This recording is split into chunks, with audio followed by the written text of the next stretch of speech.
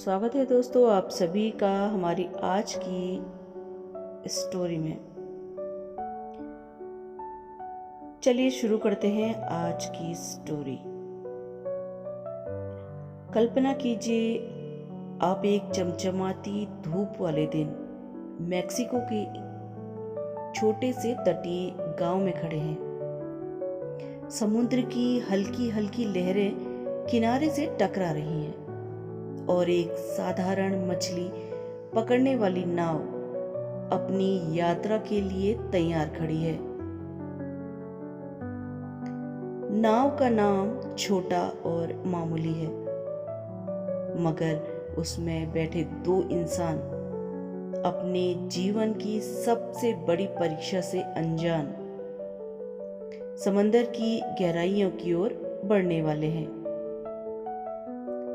नाविक का नाम है जोसेफो सल्वाडोर अल्वारेंगा, एक अनुभवी मछुआरा जिसने अपनी पूरी जिंदगी समुद्र के साथ गुजारी है। उसके साथ है एक युवा नाविक एंजेक्विल। दोनों का मकसद सीधा है, मछलियां पकड़कर वापस लौट आना। दिन सामान्य लग रहा था, सूरज आसमान में चमक रहा था, हवाएं शांत थी और समुद्र भी उनके लिए आमंत्रण सा दे रहा था। नाव धीरे धीरे तट से दूर जाती है। पहले कुछ घंटे सामान्य होते हैं। वे मछलियां पकड़ते हैं, हंसते हैं और अपने अनुभवों की कहानियां एक दूसरे से साझा करते हैं। लेकिन जैसे जैसे दिन ढलता है, आसमान में बादल छाने लगते हैं।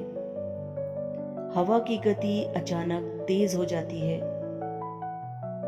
नाव अब समुद्र की तेज लहरों पर उछलने लगती है, मगर अल्वारेंगा को कोई डर नहीं। उसने पहले भी ऐसे तूफानों का सामना किया है, लेकिन इस बार कुछ अलग था। रात होते होते आसमान में अंधकार छा जाता है। बादल इतने घने हो जाते हैं कि तारे तक नजर नहीं आते। अचानक एक जोरदार गरज सुनाई देती है और जैसे ही वो दोनों ऊपर देखते हैं, समुद्र की लहरें ऊंची ऊंची उठने लगती हैं। उनकी छोटी सी नाव तूफान के बीच फंस जाती है। पानी की बड़ी बड़ी लहरें नाव पर टकराने लगती हैं, जैसे वो नाव को निगलने की कोशिश कर रही हों। अल्वारेंगा और एंजेक्विल पूरी ताकत से नाव को स्थिर रखने की कोशिश करते हैं, लेकिन नाव का इंजन बंद हो जाता है। एक जोरदार झटका लगता है और वो समझते हैं कि अब वो तूफान के हवाले हो चुके हैं। कोई दिशा नहीं, कोई मदद नहीं। अब तक सब सामान्य था, लेकिन अब वे एक भयंकर तूफान के बीच में थे, जो उन्हें समुद्र की अंततः गहराइयों में खींच रहा था। अल्वारेंगा जानता था कि ये कोई साधारण तूफान नहीं है। वो अपनी सारी उम्मीदें गंवा चुका था। घबराहट के बावजूद उसने अपने अनुभव का सहारा लिया और सोचा, शायद सुबह होते ही ये खत्म हो जाएगा। लेकिन वह सुबह कभी नहीं आई। तूफान दिन रात चलता रहा और उनकी नाव लगातार समुद्र में बहती जा रही थी। रेडियो और दिशा सूचक यंत्र सब खराब हो चुके थे। अब वह केवल समुद्र की दया पर थे। जब तक तूफान थमा, वे अपने रास्ते से बहुत दूर भटक चुके थे। इतने दूर कि अब जमीन का नामो निशान तक नहीं था। अल्वारेंगा ने एजेक्विल की ओर देखा। दोनों की आंखों में डर और बेचैनी थी। वह सोचने लगे, क्या हम कभी वापस लौट पाएंगे? समुद्र अब शांत था, मगर उनके लिए असली संघर्ष शुरू हो चुका था। अब उनके पास खाने के लिए कुछ मछलियां थी जो तूफान से पहले पकड़ी थी, और पानी की कुछ बोतलें। लेकिन कितना वक्त गुजरेगा जब तक ये सब खत्म नहीं हो जाएगा? यही सवाल, यही बेचैनी और घोर निराशा ने अब उनके मन में जगह बना ली थी। मगर अल्वारेंगा का अनुभव और दृढ़ निश्चय उन्हें हर पल इस संकट से बाहर निकालने की उम्मीद दिलाता रहा। लेकिन ये उम्मीद कब तक टिकेगी? जीवित रहने की जंग। तूफान के थमने के बाद भी अल्वारेंगा और उनके साथी एजेक्विल एक नई और कहीं ज्यादा गंभीर लड़ाई में फंस चुके थे। जीवित रहने की जंग। उनकी नाव अब समुद्र के एक अनजान हिस्से में बह रही थी, जहां ना जमीन का कोई निशान था और ना ही किसी मदद की उम्मीद। पहले कुछ दिनों तक वे दोनों मिलकर खाना जुटाने की कोशिश करते रहे। जो भी मछलियां उनके पास थी उन्हें कच्चा खाया गया। ताजे पानी की जुगाड़ करने के लिए वे बारिश के इंतजार में रहते और समुद्र के खारे पानी से खुद को बचाए रखते। शुरुआती दिनों में उनका हौसला थोड़ा बुलंद था, लेकिन जैसे जैसे दिन बीतते गए चीजें और भी कठिन होती गई।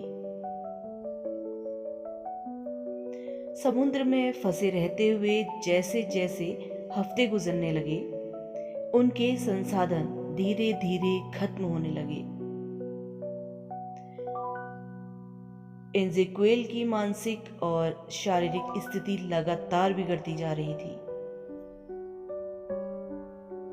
खाना पानी की कमी, तपते सूरज की जलन और मानसिक तनाव ने उसे कमजोर कर दिया। कुछ समय बाद उसने खाने पीने से ही इनकार कर दिया। वो डिप्रेशन में चला गया और उसकी हिम्मत टूटने लगी। अल्वारेंगा ने उसे हर तरह से समझाने की कोशिश की, उसे हिम्मत दिलाने की कोशिश की कि अगर हम कोशिश करेंगे तो जिंदा रह सकते हैं। लेकिन एजेक्विल की हालत लगातार बिगड़ती गई। उसने खाना और पानी लेना पूरी तरह से बंद कर दिया।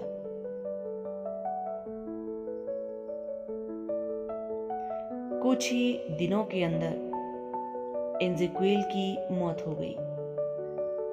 उसकी लाश नाव में पड़ी थी और अल्वारेंगा उस अकेलेपन के साथ अब पूरी तरह से अकेले रह गया था।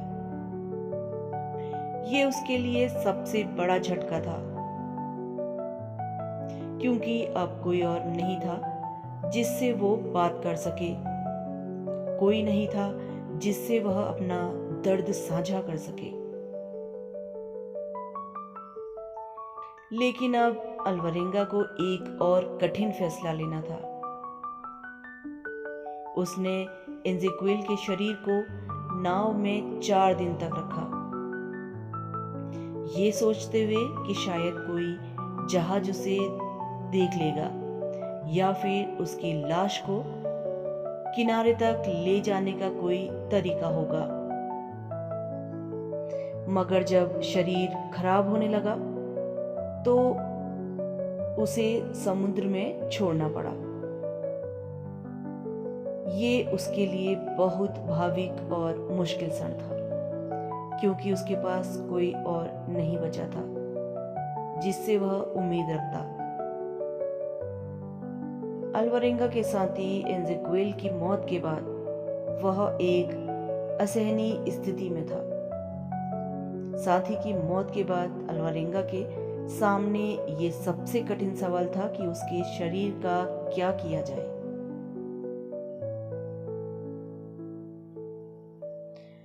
इस दौरान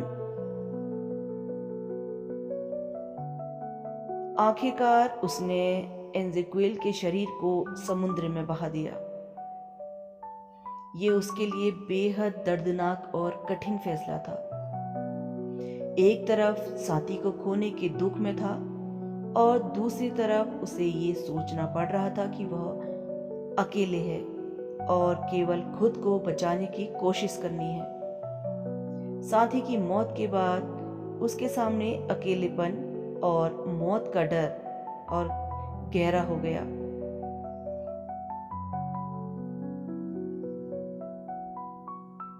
शुरुआत में अल्वारेंगा के पास जो थोड़ी कुछ मछलियां और खाने पीने का सामान बचा था वो कुछ ही दिनों में खत्म हो गया। तूफान से पहले जो भी मछलियां पकड़ी थी वो अब सड़ चुकी थी और बाकी बचा खाना भी खत्म हो गया। खाना खत्म होने के बाद अल्वारेंगा ने समुद्र में मिलने वाले हर चीज को खाने की कोशिश की। उन्होंने छोटी मछलियों को पकड़ने के लिए अपने हाथों और नाव के बचे कुछ हिस्से का इस्तेमाल किया। कई बार वो छोटी मछलियों को बिना पकाए कच्चा ही खा लेता। जब मछलियां नहीं मिलती तो वो समुद्री पक्षियों का शिकार करते थे। वो इन पक्षियों को नाव के पास आते देखता, फिर उन्हें पकड़कर खाता। इसके अलावा समुद्री कछुए उसके लिए सबसे बड़ा भोजन स्रोत थे। वह कछुआ पकड़ता और उसके मांस को कच्चा खाता। कछुओं का खून भी उसके लिए जीवनदायिनी बन गया था। वह कछुओं का खून पीकर खुद को हाइड्रेट रखते, क्योंकि साफ पानी मिलना बहुत मुश्किल था। पानी का सबसे बड़ा संकट था। समुद्र का पानी पीने लायक नहीं था और ये उनकी सेहत के लिए खतरनाक हो सकता था। ऐसे में उन्हें ताजे पानी का इंतजार करना पड़ता था। उन्होंने अपने पास मौजूद प्लास्टिक की बोतलों और अन्य कंटेनरों का इस्तेमाल बारिश का पानी इकट्ठा करने के लिए किया। जब बारिश होती तो वह अपनी नाव के किनारों पर प्लास्टिक की चादरें बिछाते ताकि ज्यादा से ज्यादा पानी इकट्ठा हो सके। कई बार लगातार कई दिनों तक बारिश नहीं होती थी, जिससे पानी की कमी होने लगी। वह खुद को बहुत कम पानी पीने पर मजबूर कर देते थे ताकि वह इसे लंबे समय तक इस्तेमाल कर सके। उनके इस जुगाड़ से वह बारिश के पानी के भरोसे जिंदा रहते। लेकिन कई बार ऐसा भी हुआ जब उन्हें कई दिनों तक बिना पानी के रहना पड़ा। इस दौरान वह कछुओं का खून पीते थे, जो उन्हें जिंदा रखने में मदद करता था। रातें सबसे कठिन थी।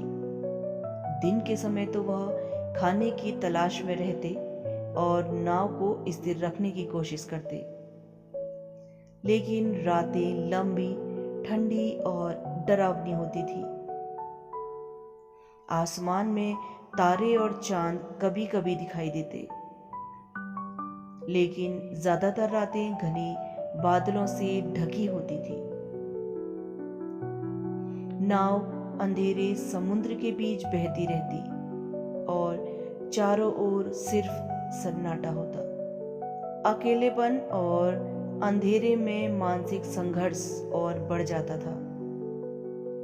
उन्होंने खुद से बातें करनी शुरू की ताकि अकेलापन उन पर हावी ना हो। वे खुद को हर दिन ये विश्वास दिलाते कि मैं बच जाऊंगा, भले ही हालात जितने भी बुरे हों। उनका मानसिक धैर्य और खुद से बात करने की आदत उन्हें अकेलेपन से बचाती रहती थी। अल्वारेंगा को समुद्र में तैरने वाले खतरनाक जीवों का भी सामना करना पड़ा, जिनमें शार्क सबसे बड़ी समस्या थी। कई बार उनकी नाव के आसपास शार्क मंडराती, जो उस छोटी नाव को पलट सकती थी। लेकिन अल्वारेंगा ने हर बार संयम बनाए रखा। जब शार्क पास आती तो वह नाव में चुपचाप बैठ जाते और ज्यादा हलचल नहीं करते, ताकि शार्क उनकी नाव पर हमला ना करे। उनकी छोटी सी नाव शार्क के हमले से बची रही, क्योंकि उन्होंने हर बार सावधानी बरती।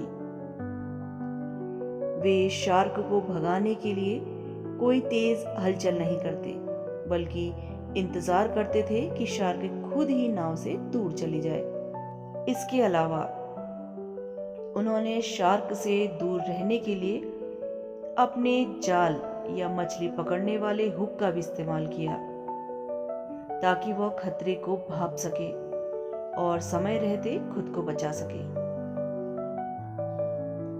महीनों तक समुद्र में फंसे रहने के बाद उनकी भी शारीरिक हालत बहुत खराब हो चुकी थी।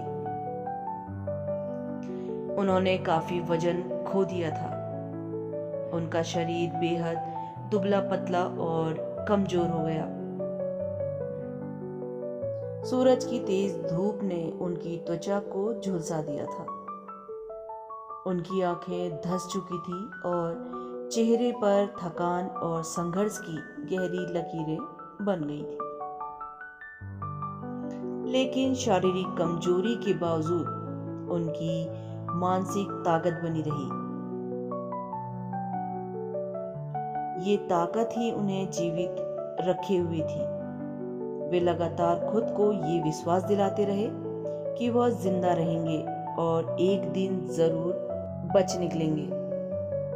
अल्वारेंगा के लिए शारीरिक संघर्ष से भी कहीं ज्यादा कठिन था मानसिक संघर्ष। 438 दिनों तक विशाल समुद्र में अकेले फंसे रहना, जहां ना कोई दिशा थी, ना मदद की उम्मीद और ना ही कोई साथी। ये इंसान की मानसिकता को तोड़ देने वाली स्थिति थी। और साथ ही एज़ेकिएल की मौत के बाद अल्वारेंगा को अकेलेपन का गहरा एहसास हुआ। उन्होंने खुद को एक ऐसे माहौल में पाया जहां हर पल मौत का डर था और हर दिन एक नई मानसिक चुनौती। समुद्र में अकेले फंसे रहने का सबसे बड़ा दुश्मन था अकेलापन। जब तक एज़ेकिएल जीवित था, तब तक अल्वारेंगा को कम से कम किसी से बात करने का सहारा था। मगर उसके मरने के बाद वह पूरी तरह से अकेला हो गया। यह अकेलापन धीरे धीरे मानसिक दबाव में बदलने लगा। एक समय ऐसा भी आया जब उन्हें यह डर सताने लगा कि कहीं वे पागल ना हो जाएं। उन्होंने खुद से बातें करनी शुरू कर दी ताकि उनका दिमाग काम करता रहे और वह मानसिक रूप से खुद को संतुलित रख सके। हर दिन वही दोहराव, सुबह उठना, समुद्र में देखना, खाना ढूंढना और रात का इंतजार करना। हर दिन वही दोहराव, सुबह उठना, समुद्र में देखना, खाना ढूंढना और रात का इंतजार करना ने उनके मानसिक संघर्ष को और भी ज्यादा बढ़ा दिया। जब उनके पास कोई दिशा या गंतव्य नहीं होता और हर दिन एक जैसा होता है, तो मन में अवसाद और निराशा घर करने लगती है। अल्वारेंगा के अंदर हर दिन दो भावनाओं का संघर्ष चलता था, आशा और निराशा। एक तरफ वह खुद से ये कहते रहे कि उन्हें बचा लिया जाएगा, कि कोई जहाज उन्हें देखने या किनारे तक पहुंचा जाएगा। लेकिन जैसे जैसे दिन, हफ्ते और फिर महीने गुजरने लगे, उनकी ये आशा कमजोर पड़ने लगी। कई बार उन्होंने ये भी सोचा कि शायद ये उनकी अंतिम यात्रा है और अब बचने की कोई भी उम्मीद नहीं बची। अल्वारेंगा को बार बार ये ख्याल आता रहा कि वह समुद्र के अंतहीन विस्तार में खो चुके हैं और कोई उन्हें ढूंढने नहीं आएगा। कई बार वह आसमान में देखकर सोचते कि शायद आज का दिन उनका आखिरी दिन है, और फिर खुद को समझाते कि उन्हें किसी तरह उम्मीद बनाए रखनी होगी। ये मानसिक द्वंद्व उनके हर पल का साथी बन गया था। कई बार अल्वारेंगा को भ्रम होने लगा। लंबे समय तक अकेलेपन में रहने और खाने पीने की कमी के कारण उनका दिमाग थकने लगा था। वह कभी कभी ऐसा महसूस करते कि उन्हें दूर किनारा दिख रहा है या कोई जहाज उनकी ओर बढ़ रहा है, मगर जब वह ध्यान से देखते तो उन्हें समझ में आता कि ये सिर्फ उनका भ्रम था। इस तरह के भ्रम और यथार्थ का संघर्ष लगातार चलता रहा। मनोवैज्ञानिक रूप से ये स्थिति बेहद खतरनाक होती है। जब इंसान का शरीर टूटने लगता है और दिमाग भी भ्रमित होने लगता है, तो वह खुद को ही शंका के घेरे में ले आता है। मगर अल्वारेंगा ने खुद को इन भ्रमों से बचाए रखा, और जब भी ऐसा कुछ होता, वह खुद को समझाती और शांत रहने की कोशिश करती। अल्वारेंगा ने खुद को जिंदा रखने के लिए अपनी पुरानी यादों का सहारा लिया। वह अपने परिवार, दोस्तों और जीवन के खुशहाल पलों के बारे में सोचते रहते थे। ये स्मृतियां उन्हें मानसिक रूप से मजबूत बनाए रखती, क्योंकि वह अपने जीवन को फिर से जीने के लिए प्रेरित होते। वह कल्पना करते कि वह वापस अपने गांव लौट चुके हैं, अपने परिवार से मिल रहे हैं और फिर से सामान्य जीवन जी रहे हैं।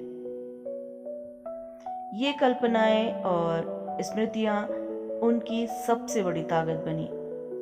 वे जब भी अवसाद और हताशा महसूस करते, अपने परिवार और जीवन के खूबसूरत पलों के बारे में सोचते। ये प्रक्रिया उनके मानसिक संघर्ष को कुछ हद तक आसान बनाती थी, क्योंकि उन्हें ये एहसास होता था कि उनके लिए बाहर दुनिया में कोई इंतजार कर रहा है। यही विचार उन्हें जिंदा रहने की प्रेरणा देता रहा।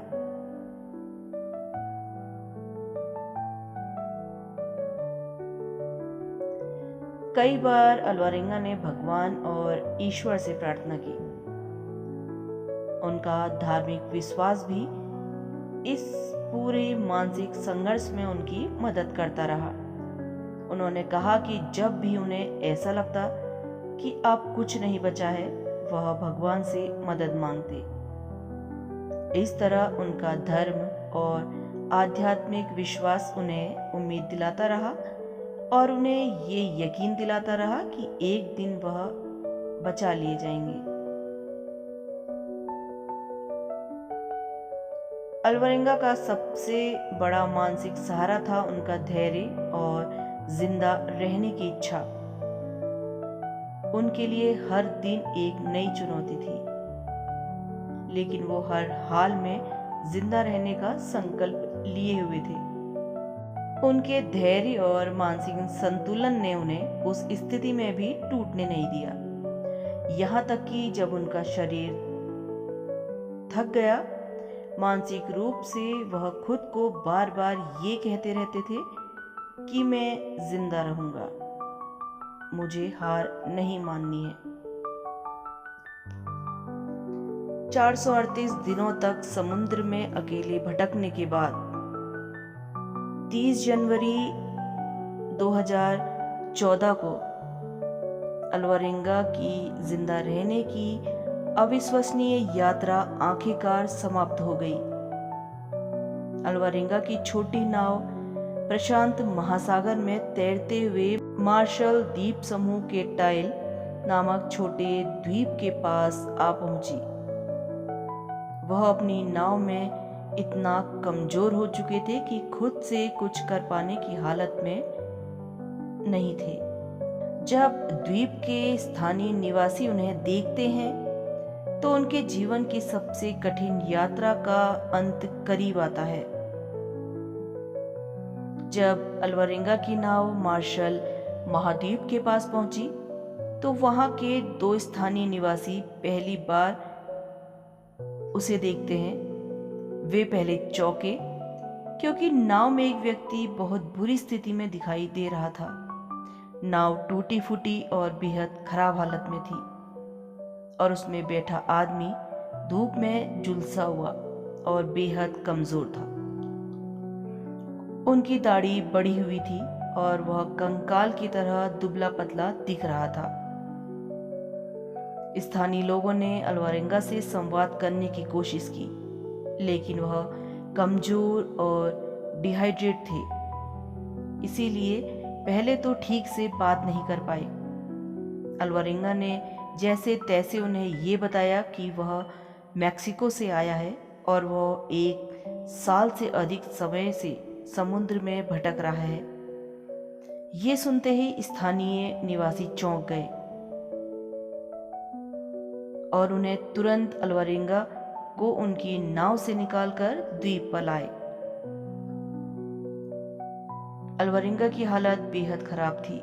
उनका शरीर बेहद कमजोर था और वह कुपोषण का शिकार हो चुके थे। स्थानीय निवासियों ने उन्हें प्राथमिक चिकित्सा दी और उन्हें खाना और पानी मुहैया कराया। वे तुरंत उन्हें अस्पताल लेकर गए, जहां उनका सही से इलाज किया जा सके। अस्पताल पहुंचने पर डॉक्टरों ने पाया कि वह गंभीर डिहाइड्रेशन, पानी की कमी और कुपोषण से पीड़ित थे। इसके अलावा समुद्र में इतने लंबे समय तक रहने के कारण उनका शरीर कमजोर और कई बीमारियों का शिकार हो चुका था। डॉक्टरों ने सबसे पहले उन्हें हाइड्रेट करने के लिए तरल पदार्थ दिए। डॉक्टरों ने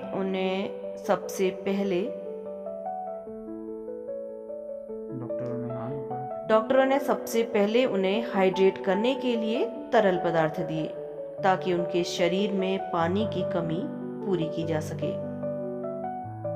अलवरेंगा की स्थिति इतनी नाजुक थी कि उन्हें तुरंत बहुत ज्यादा खाना नहीं दिया जा सकता था।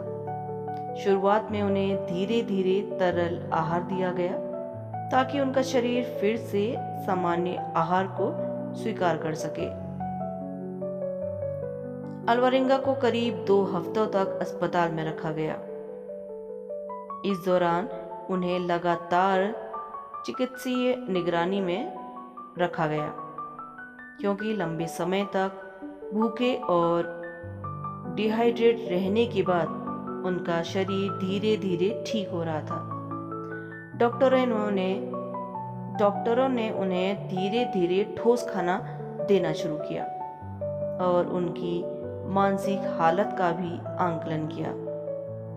समुद्र में इतने लंबे समय तक अकेले रहने से उनकी मानसिक स्थिति पर भी गहरा असर पड़ा था और इसीलिए मनोवैज्ञानिक सलाहकारों ने भी उनकी मदद की। ये बेहद ज़रूरी था क्योंकि उनकी मानसिक रूप से इतने लंबे समय तक संघर्ष करने के बाद उन्हें भावनात्मक रूप से स्थिर करने की ज़रूरत थी।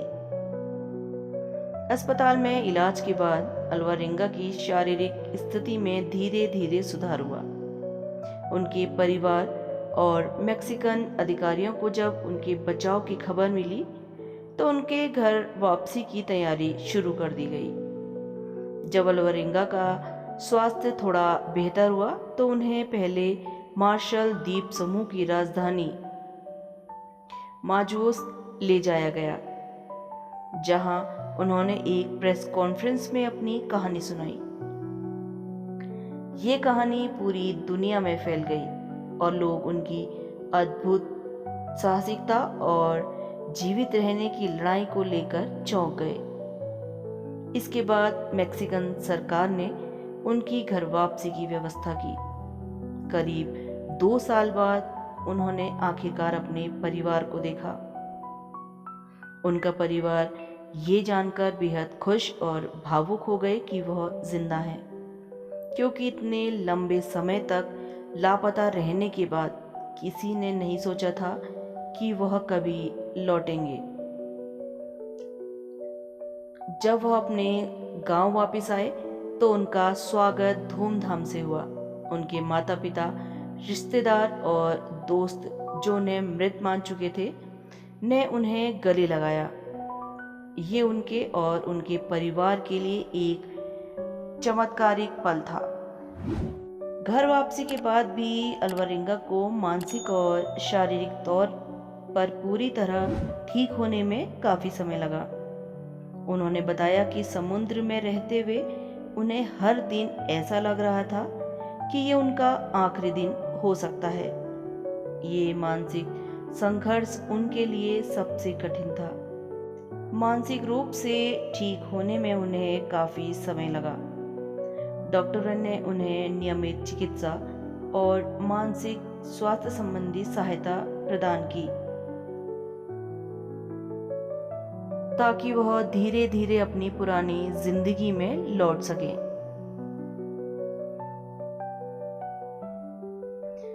अल्वारेंगा की ये जीवित रहने की जंग मानवीय धैर्य, साहस और इच्छा शक्ति का एक अविश्वसनीय उदाहरण है। 1 साल से भी अधिक समय तक समुद्र में अकेले भटकने के बाद उनका बचना एक चमत्कार से कम नहीं था। उनकी ये कहानी दुनिया भर में लोगों को प्रेरित करती है कि इंसान की इच्छा शक्ति कितनी ताकतवर हो सकती है, चाहे परिस्थिति कितनी भी भयावह क्यों ना हो।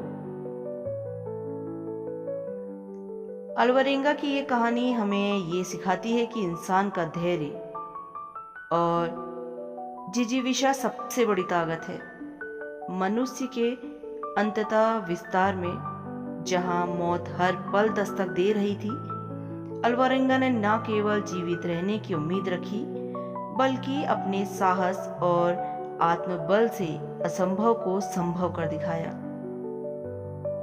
उनकी ये यात्रा हर उस इंसान के लिए प्रेरणा है जो जीवन के कठिन दौर से गुजर रहा है कि चाहे हालात कितने भी बुरे हों, जब तक उम्मीद बाकी है जीवन संभव है। दोस्तों, अगर ऐसी अद्भुत कहानियाँ आपको प्रेरित करती हैं और आप भी रोमांचक और साहसी किस्सों की दुनिया में खो जाना चाहते हैं तो स्टोरी टाइम चैनल को सब्सक्राइब करें। यहाँ आपको मिलेंगी प्रेरक कहानियाँ जो आपको जिंदगी के हर मोड़ पर नई रोशनी दिलाएगी। इसी के साथ आप सभी का धन्यवाद। अगर स्टोरी पसंद आई हो तो हमारा चैनल लाइक करें, सब्सक्राइब करें।